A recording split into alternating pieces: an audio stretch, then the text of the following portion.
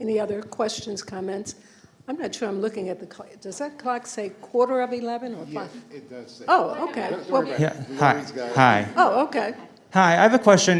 You haven't talked about consent, and some of the victims are suing the owner of the Pulse Nightclub and the Pulse Nightclub, and you're building this museum in their honor, supposedly, but they haven't given consent to use their family's photos or any of these issues, and I think that's a really big issue. And the other issue that I have too is you're talking about revisionist history, and there's a lot of documents pointing to unpermitted renovations at the club. Victims had to jump over an unpermitted fence. And is that fence gonna be in the museum? Are you gonna gloss over that? These are issues that are very serious to our community. I used to go to Pulse. I have friends who, were in the club that night, and it's very hard to see what's happening here. And you see the rainbows and the runs and all these things that are happening, and it's glossing over these serious issues, and it's very horrible, and that we have to fight and struggle, and our voices are not being heard, and they should be. Yeah, so to that end, we're trying to incorporate a little bit more of that into the museum being built, and it's a struggle because we're trying to find balance in that. So it's something we're working on. It's something that we're working on, and the answers are out there. We're just working on finding them. Well, I wanted to ask the young man that spoke earlier, and based on what Linda said in terms of technology and the social media connecting young people, are we using technology to connect, or is it separating us even more in terms of staying within our individual bubbles? I was wondering do you have a sense of young people being more connected through social media? Well, thank you.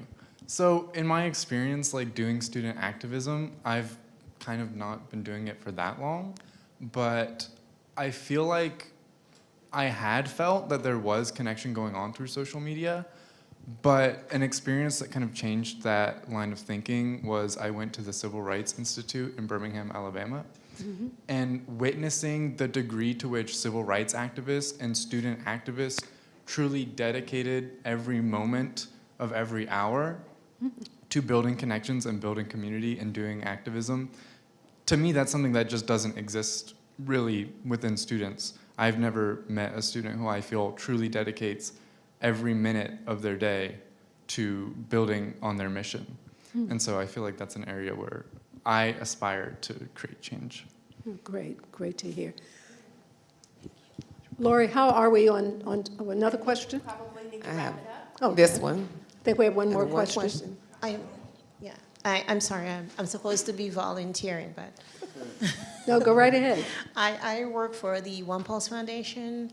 I'm new to the foundation, and I was just curious if you would give us some ideas on some of the things that how could we better connect with you and make you feel more included in what's going on? What are some of the things that we could do better? Well, we've reached out throughout the years. We have a organization, it's a grassroots organization called CCAPM, Community Coalition Against the Pulse Museum. And we're survivors and family members and community members who have been here since the beginning. And we just have been very vocal online on social media. And, it's not against, memorialization per se. We are all for a public memorial park. The problem is when the money's involved, $150,000 the owner is making every year in her own salary. And, when you take into consideration these unpermitted renovations and all these other issues that are documented,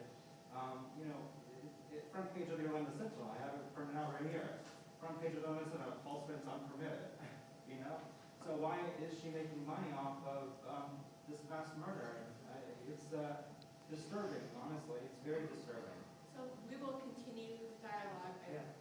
We want everybody to be heard, but we also want to keep we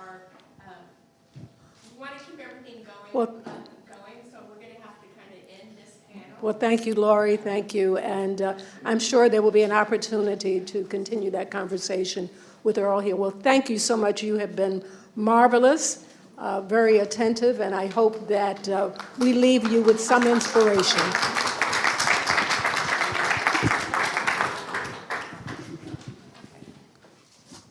All right.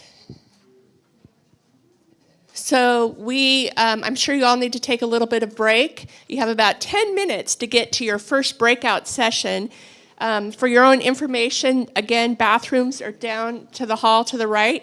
At the breakout sessions, we have to actually go out of the double doors across the hall to another building over there, and the breakout rooms are to the right. We have volunteers standing by who will check you into your breakout rooms. Thank you.